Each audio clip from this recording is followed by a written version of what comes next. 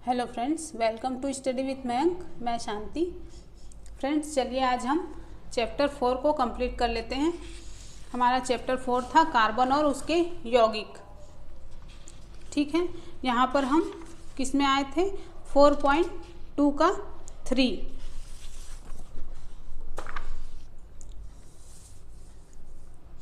क्या था ये?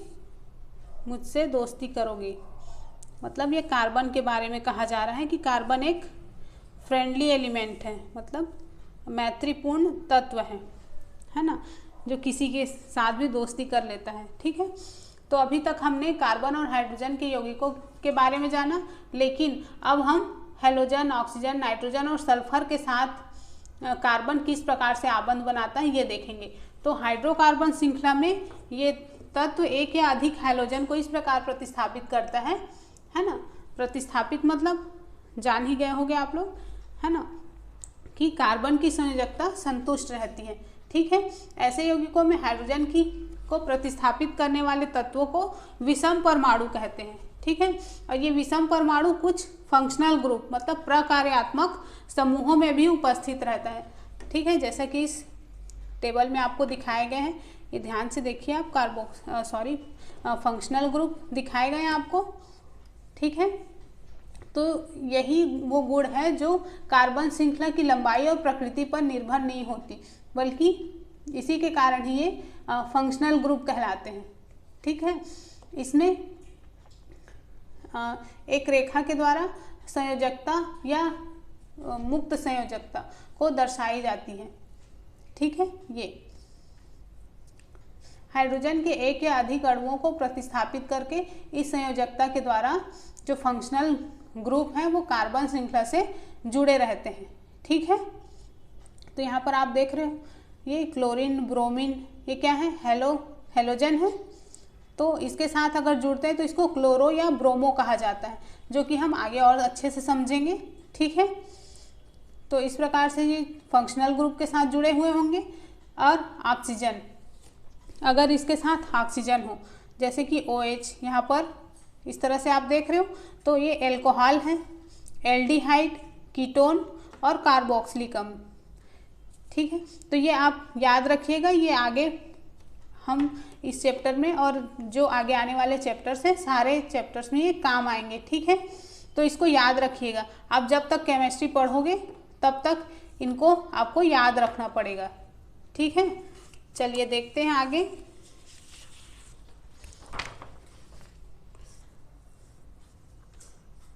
फोर पॉइंट टू का 5 कार्बन यौगिकों की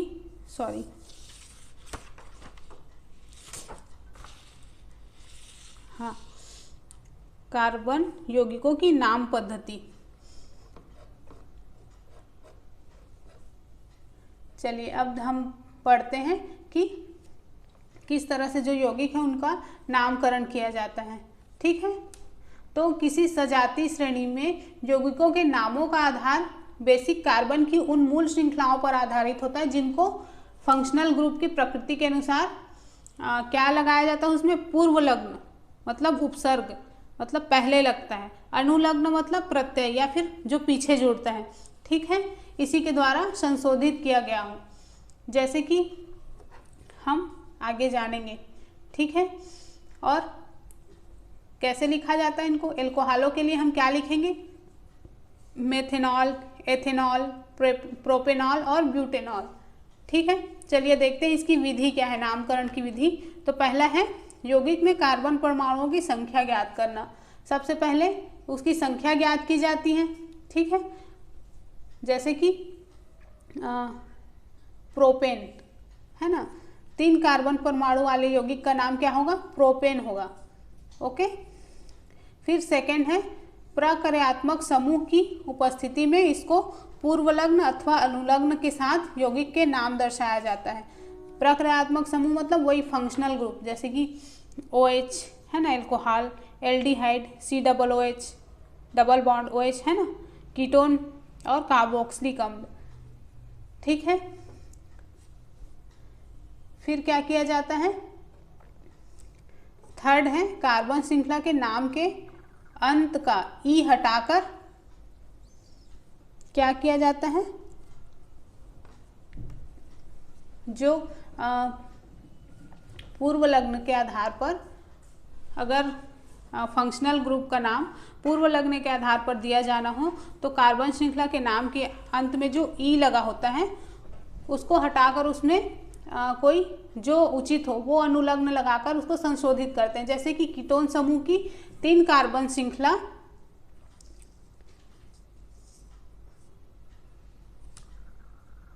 मतलब कीटोन समूह में जो कार्बन श्रृंखला होती हैं उसको कैसे लिखेंगे, तो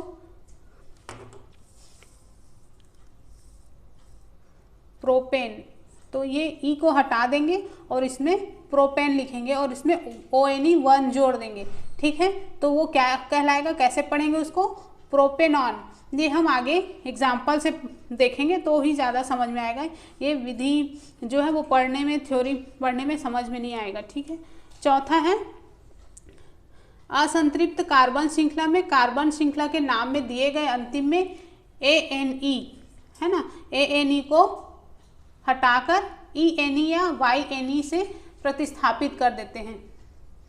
मतलब N को हटाकर इन या आइन लगा देते हैं।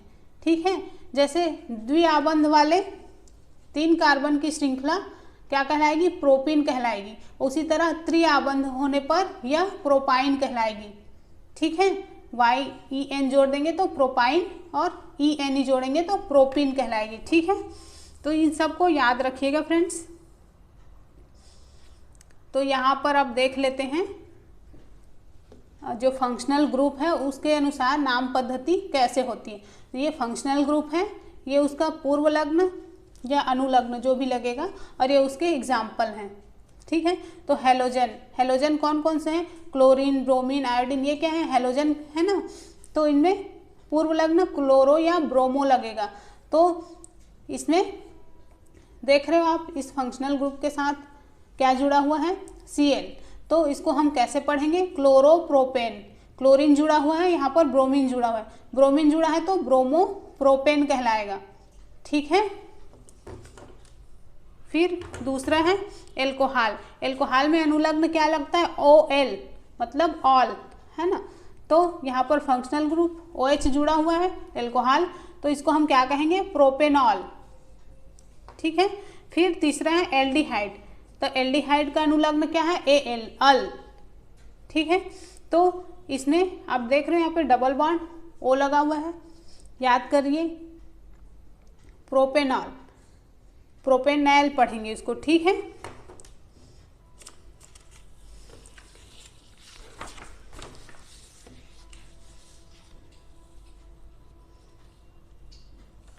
फिर अगला है कीटोन। कीटोन में ONE जोड़ते हैं, जैसे कि हमने अभी जो मैंने थ्योरी बताया उसमें बताया था ना कि E को हटा के ONE जोड़ देते हैं। तो यहाँ आप देख रहे हो ऑक्सीजन जुड़ा हुआ है, तो इसको हम क्या पढ़ेंगे, प्रोपेनोन। फिर कार्बोक्सिलिक अम्ल, तो इसका अनुलग्न क्या है, ओइक एसिड। तो इसमें देख रहे हो आप क्या हो गया इसका नाम, प्रोपेनोइक अम्ल। फिर द्विआबंध को क्या बोलते हैं, एल्किन। तो ENE होगा, तो इसका नाम क्या हो जाएगा, प्रोपिन। फिर ट्रिपल बॉन्ड, त्रिआबंध, तो इसका अनुलग्न क्या है, आइन है, तो इसका नाम क्या हो जाएगा, यहाँ पर ट्रिपल बॉन्ड है, यहाँ पर आपको डबल बॉन्ड दिख रहा है, तो ये क्या हो जाएगा, प्रोपाइन। ओके, चलिए अब आके देखते हैं 4.3 कार्बन यौगिकों के रासायनिक गुणधर्म। तो 4.3 का 1 फ्रेंड्स, यहाँ पर हम कार्बन यौगिकों के कुछ रासायनिक गुणों के बारे में जानेंगे। चूँकि हमारे द्वारा उपयोग में लाए जाने वाले अधिकांश ईंधन कार्बन और उसके यौगिक होते हैं, मतलब सर्वप्रथम हम इसके दहन के बारे में पढ़ेंगे। ठीक है, 4.3 का 1 है दहन। तो अपने सभी अपरूपे में कार्बन ऑक्सीजन में दहन करके ऊष्मा और प्रकाश के साथ कार्बन डाइऑक्साइड देता है, और दहन पर अधिकांश कार्बन, है ना, ये कार्बन यौगिक जो है बहुत अधिक मात्रा में ऊष्मा और प्रकाश को मुक्त करते हैं।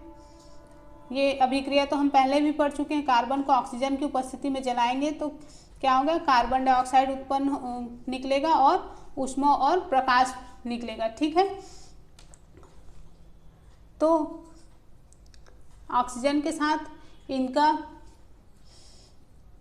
अध्ययन जो है हम पहले भी कर चुके हैं।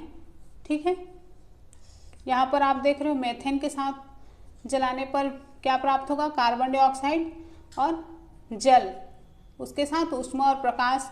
फिर यहाँ पर देख रहे हो आप क्या हो रहा है, प्रक्रिया, हर प्रक्रिया में ऊष्मा और प्रकाश उत्पन्न होती है। ठीक है, जब कार्बन जलता है तो बहुत अधिक मतलब काले धुएं वाला, है ना, काले धुएं वाली ज्वाला निकलती है। और मान लो कालिक मतलब काजल, काजल कैसे बनता है, धुएं को ही को तो इकट्ठा करते हैं तो वो काजल कहलाती है ना। लेकिन वायु की अगर मतलब सही तरीके से आपूर्ति ना हो तो अपूर्ण दहन होने पर जो संतृप्त हाइड्रोकार्बन है वो भी काली ज्वाला के साथ जलेंगे। ओके, लेकिन अगर जब उसमें वायु की आपूर्ति ठीक ढंग से होती रहे तो ये बिल्कुल साफ ज्वाला, जैसे कि हमारे घर का जो खाना पकाने वाला गैस है वो जलता है, साफ जलता है, उसमें से धुआं बिल्कुल नहीं निकलता ना।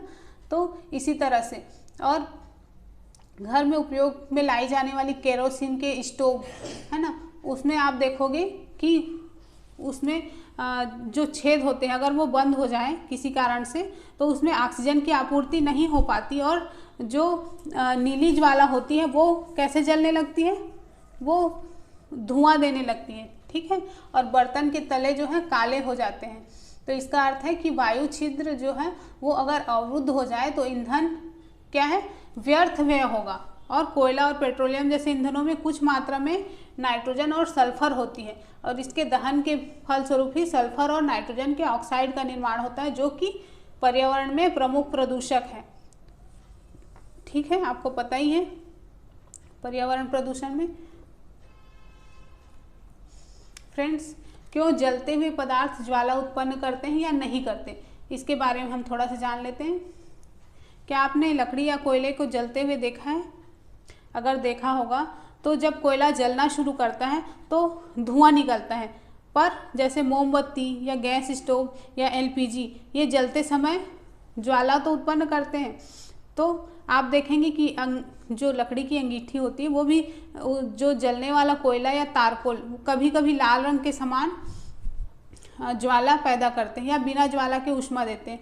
ऐसा क्यों होता है? तो ऐसा इसलिए होता है क्योंकि केवल गैसीय पदार्थों के जलने पर ही ज्वाला उत्पन्न होती है। ठीक है, लकड़ी या तारकोल जलाने पर उसमें उपस्थित वाष्पशील पदार्थ वाष्पीकृत हो जाता है और जो शुरू में ज्वाला के साथ जलते हैं। ठीक है, उसके बाद सिर्फ हमको उसमें से जो ऊष्मा निकलती है वही दिखाई देती है। और इसी तरह गैसीय पदार्थों के परमाणुओं को ताप देने पर एक दीप्त ज्वाला दिखाई देती है और वो बिल्कुल साफ उज्जवल होना शुरू कर देती है। ठीक है, तो प्रत्येक तत्व के द्वारा उत्पन्न रंग उस तत्व का एक अभिलाक्षणिक गुण होता है।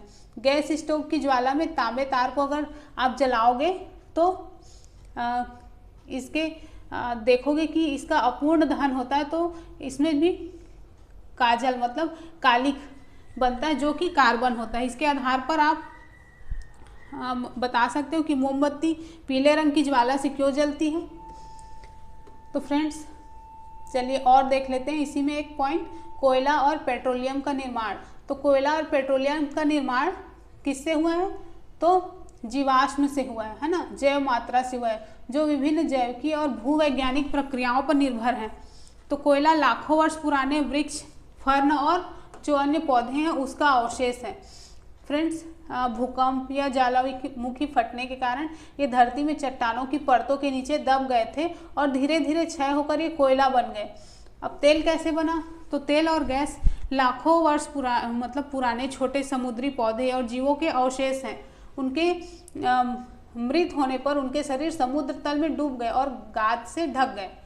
फिर उन जो मृत अवशेष हैं उन पर बैक्टीरिया के आक्रमण से और एक बहुत ही प्रबल दाब के कारण तेल और गैस का निर्माण हुआ। ठीक है, इसी बीच जो गाद है वो धीरे धीरे दबकर चट्टान बन गए और चट्टान के जो छेद वाले भाग हैं, छिद्रित भाग हैं, उसमें से तेल या गैस का रिसाव हुआ और ये पानी में स्पंज की तरह फंस गए। ठीक है, तो फिर इस तरह से पेट्रोल और जीवाश्म ईंधन का निर्माण हुआ, कोयले का निर्माण हुआ। ओके, चलिए अब हम देखेंगे 4.3 का 2 ऑक्सीकरण के बारे में देखते हैं। तो फ्रेंड्स, फर्स्ट चैप्टर में आपने ऑक्सीकरण की अभिक्रिया के बारे में जाना और दहन करने पर कार्बन यौगिकों को सरलता से ऑक्सीकृत किया जा सकता है। ठीक है, और इस पूरी ऑक्सीकरण के अतिरिक्त ऐसी भी अभिक्रियाएं होती जिसमें एल्कोहल को कार्बोक्सिलिक अम्ल में बदला जा सकता है। और फ्रेंड्स, दहन करने पर कार्बन यौगिकों को सरलता से क्या किया जा सकता है? ऑक्सीकृत, है ना। मतलब ऑक्सीजन के साथ जलाने पर क्या मुक्त होती हैं और क्या बनता है? तो एल्कोहल और कार्बोक्सिलिक अम्ल बनता है। ठीक है, जैसे कि यहाँ पे एक एग्जाम्पल है, हम देख सकते हैं कि कुछ पदार्थों में अन्य पदार्थों को ऑक्सीजन देने की क्षमता होती है और इस पदार्थों को ऑक्सीकारक कहा जाता है। जैसे कि क्षारीय पोटेशियम परमैंगनेट और अम्लीय पोटेशियम डाइक्रोमेट, ये नीचे। ठीक है, ये एल्कोहलों को अम्ल में ऑक्सीकृत करते हैं। मतलब ये शुरू में पदार्थ में ऑक्सीजन जोड़ते हैं, इसलिए इनको क्या कहा जाता है? ऑक्सीकारक कहा जाता है। ठीक है, अब देखेंगे 4.3 का 3 संकलन अभिक्रिया। तो पैलेडियम या निकेल, यहाँ पर निकेल लिया गया है। तो ये एक क्या है? ये उत्प्रेरक है और इन उत्प्रेरकों की उपस्थिति में असंतृप्त हाइड्रोकार्बन हैलोजन जोड़कर संतृप्त हाइड्रोकार्बन देते हैं। ठीक है, उत्प्रेरक क्या होते हैं? तो उत्प्रेरक वे पदार्थ हैं जिनके कारण अभिक्रिया दर आगे बढ़ती है और जो अभिक्रिया को प्रभावित नहीं करते, मतलब अभिक्रिया में भाग नहीं लेते पर अभिक्रिया की दर को प्रभावित करते हैं। ठीक है, निकेल उत्प्रेरक का प्रयोग करके जो साधारण वनस्पति तेल है उसके हाइड्रोजनीकरण में इस अभिक्रिया का उपयोग होता है।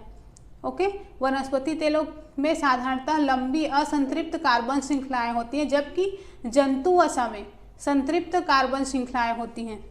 ठीक है, आपने देखा होगा कि कुछ विज्ञापनों में कहा जाता है कि वनस्पति तेल स्वास्थ्यवर्धक होते हैं। तो साधारणतः जंतु वसा में संतृप्त वसा अम्ल होते हैं जो कि स्वास्थ्य के लिए हानिकारक माने जाते हैं और भोजन पकाने के लिए असंतृप्त वसा अम्ल वाले तेलों का उपयोग करना चाहिए। ठीक है, फिर 4.3 का 4 है प्रतिस्थापन अभिक्रिया।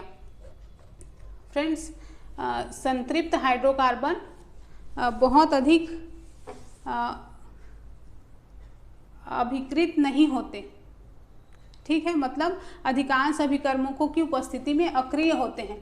हालांकि सूर्य के प्रकाश की उपस्थिति में बहुत जल्दी अभिक्रिया करके क्लोरीन या हाइड्रोकार्बन में परिवर्तित हो जाते हैं। ठीक है, क्लोरीन एक एक करके हाइड्रोजन के परमाणुओं को प्रतिस्थापित करती है और इसको प्रतिस्थापन अभिक्रिया कहते हैं, क्योंकि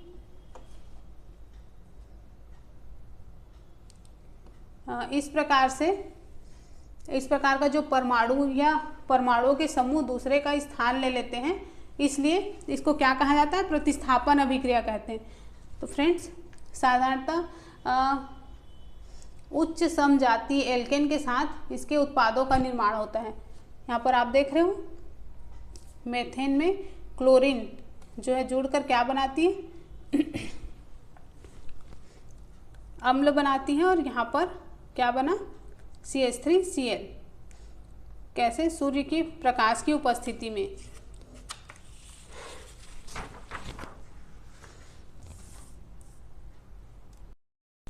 नेक्स्ट है 4.4 कुछ महत्वपूर्ण कार्बन यौगिक, एथेनॉल तथा एथेनॉइक अम्ल। फ्रेंड्स, अनेक कार्बन यौगिक हमारे लिए बहुत ही अमूल्य होते हैं, परंतु यहाँ पर हम व्यावसायिक रूप से महत्वपूर्ण 2 यौगिक एथेनॉल और एथेनॉइक अम्लों के बारे में पढ़ेंगे। ठीक है, तो 4.4 का 1 है एथेनॉल के गुणधर्म। तो एथेनॉल क्या है? तो ये सामान्य कमरे के ताप पर द्रव अवस्था में होता है। ओके, एथेनॉल के गलनांक और क्वथनांक क्या है? पीछे हमने पढ़ा था, आप पलट के देख सकते हैं। तो सामान्यतः एथेनॉल को क्या कहा जाता है? एल्कोहल कहा जाता है, और यह सभी एल्कोहली पेय पदार्थों का महत्वपूर्ण अवयव है। इसके अलावा यह एक अच्छा विलायक है, इसलिए इसका उपयोग किसमें किया जाता है? Tincture, iodine, cough syrup, tonic और कई औषधियों में किया जाता है। ठीक है, एथेनॉल को किसी भी अनुपात में जल में मिलाया जा सकता है। तनु एथेनॉल की थोड़ी सी भी मात्रा लेने पर नशा आ जाता है। हालांकि अल्कोहल पीना अच्छी बात नहीं है, लेकिन समाज में बड़े पैमाने पर ये प्रचलित है ना। लेकिन शुद्ध एथेनॉल मतलब शुद्ध एल्कोहल की थोड़ी सी भी मात्रा बहुत ही घातक सिद्ध हो सकती है। ओके, और काफ़ी समय तक एल्कोहल का सेवन करने से स्वास्थ्य संबंधी बहुत सारी समस्याएं उत्पन्न हो जाती हैं, पर लोग मानते कहाँ हैं। ठीक है, चलिए अब देखते हैं एथेनॉल की, गलत लिखा है, सुधार लीजिएगा इसको। एथेनॉल की अभिक्रियाएं, तो पहला कौन सा है? सोडियम के साथ अभिक्रिया। तो ये एल्कोहल सोडियम के साथ अभिक्रिया करके हाइड्रोजन गैस उत्सर्जित करता है। ठीक है, एथेनॉल के साथ अभिक्रिया से दूसरा उत्पाद क्या बनता है? सोडियम एथॉक्साइड बनता है। ओके, फिर दूसरा देखते हैं असंतृप्त हाइड्रोकार्बन बनाने की अभिक्रिया। तो फ्रेंड्स 443 केल्विन तापमान पर एथेनॉल को अधिक मतलब सांद्र सल्फ्यूरिक अम्ल के साथ गर्म करने पर एथेनॉल का निर्जलीकरण होकर क्या बनता है? एथीन बनता है। ओके, जल निकल जाता है और क्या बनता है? एथीन बनता है। ठीक है, इस अभिक्रिया में सल्फ्यूरिक अम्ल निर्जली कारक के रूप में काम करता है, जो एथेनॉल से जल को अलग कर देता है। ओके, फिर नेक्स्ट है 4। फ्रेंड्स, जो सजीव प्राणी हैं उन पर एल्कोहल का बहुत ही बुरा प्रभाव पड़ता है।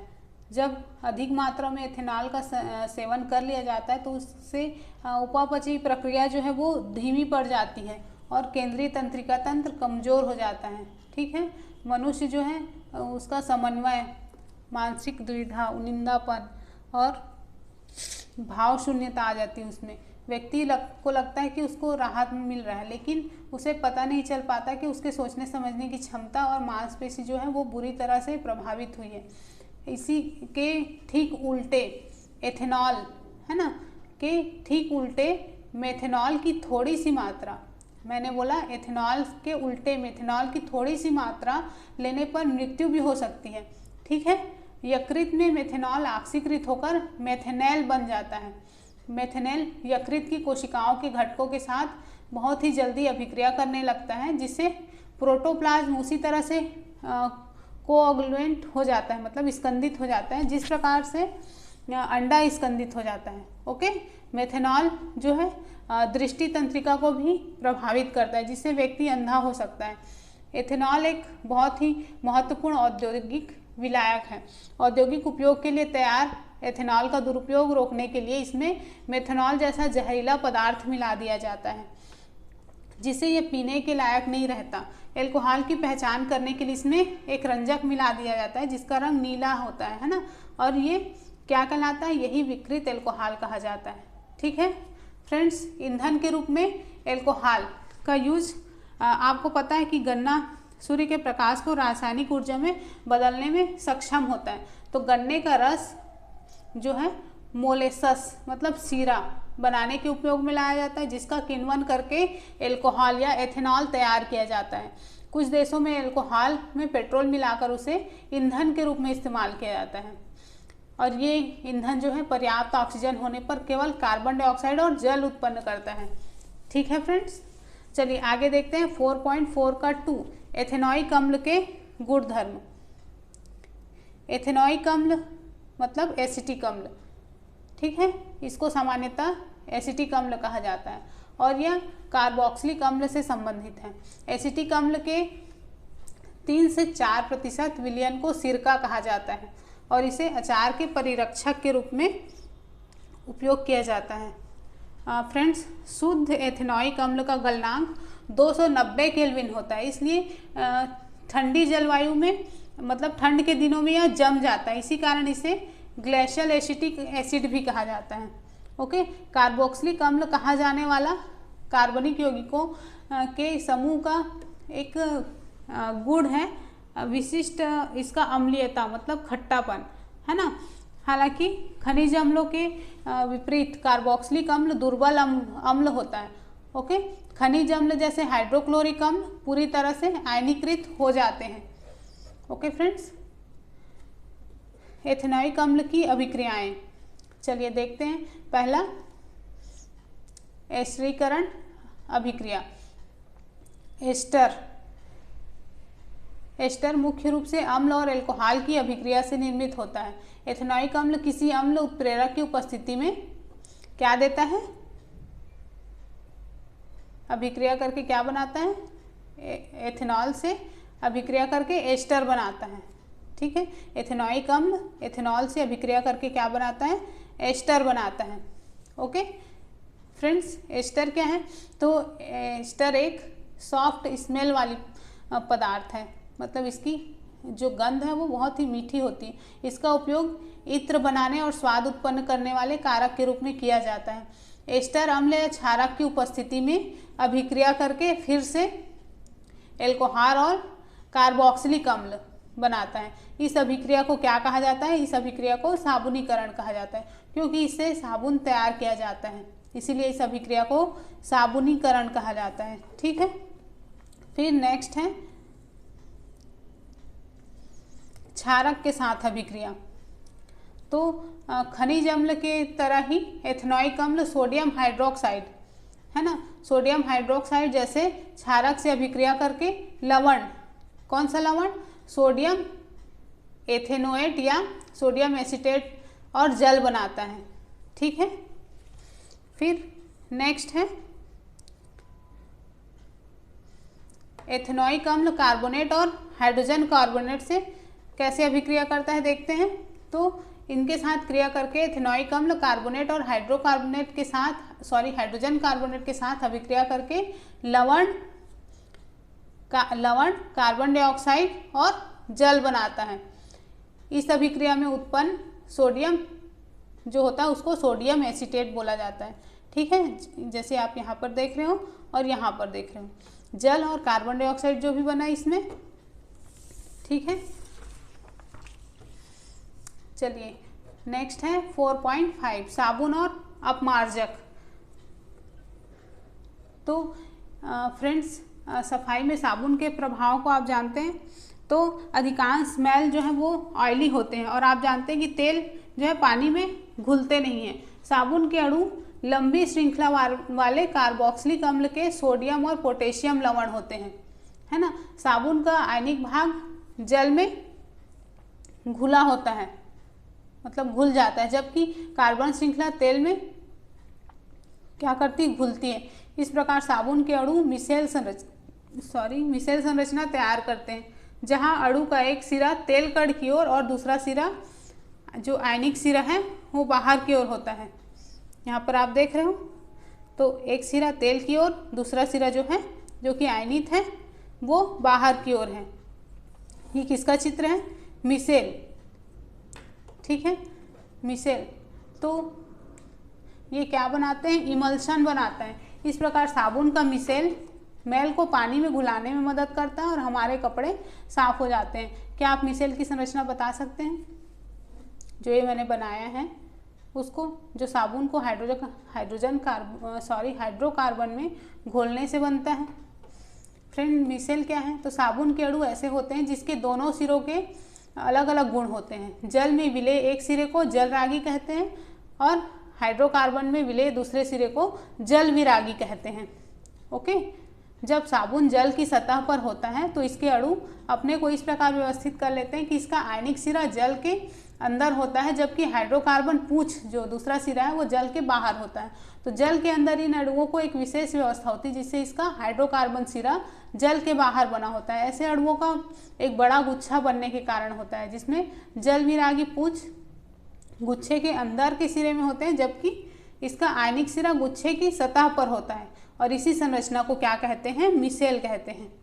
ठीक है, मिसेल के रूप में साबुन सफाई करने में सक्षम होता है, क्योंकि तैलीय मेल जो है मिसेल के केंद्र भाग में इकट्ठा हो जाता है। मिसेल विलयन में कोलाइड के रूप में बने रहते हैं और आयन आयन विकर्षण के कारण ये विक्षेपित नहीं होते, अवक्षेपित नहीं होते। ओके, इस प्रकार मिसेल में तैरता मैल आसानी से हटाया जा सकता है। साबुन के मिसेल प्रकाश को प्रकीर्णित कर सकते हैं। यही कारण है कि साबुन का घोल कैसा दिखता है? बादल के जैसा दिखाई देता है ना। तो चलिए यहाँ पर देखते हैं, साबुन एवं अपमार्जक की प्रक्रिया अणुओं के जलरागी तथा जल विरागी दोनों समूहों की उपस्थिति पर आधारित है। इसकी मदद से तैलीय मेल का पायस बनता है और बाहर निकल जाता है। ठीक है फ्रेंड्स, क्या आपने कभी कभी देखा है कि कई बार पानी में झाग मुश्किल से बनता है? तो ऐसा क्यों होता है?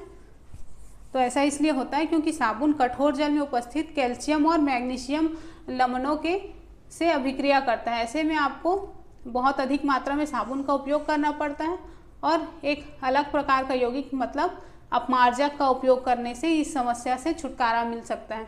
ठीक है, और अपमार्जक क्या है? तो ये लंबी कार्बोक्सिलिक अम्ल श्रृंखला के अमोनियम और सल्फेट लवण होते हैं। इन यौगिकों का आवेशित सिरा कठोर जल में उपस्थित कैल्शियम और मैग्नीशियम आयनों के साथ अघुलनशील पदार्थ नहीं बनाते, इसी प्रकार वो कठोर जल में भी प्रभावी बने रहते हैं। ठीक है, सामान्यतः अपमार्जकों का उपयोग शैम्पू और कपड़े धोने के उत्पाद बनाने में होता है। ठीक है फ्रेंड्स, तो यहाँ पर ये चैप्टर भी हमारा कंप्लीट हो गया। फ्रेंड्स, अगर आपको वीडियो पसंद आता है तो प्लीज़ लाइक शेयर और कमेंट किया कीजिए और एक दूसरे के साथ ज़्यादा से ज़्यादा शेयर कीजिए, क्योंकि हर कोई इन वीडियोस से फ़ायदा उठा सके। ठीक है फ्रेंड्स, तो मिलते हैं नेक्स्ट वीडियो में। Bye bye.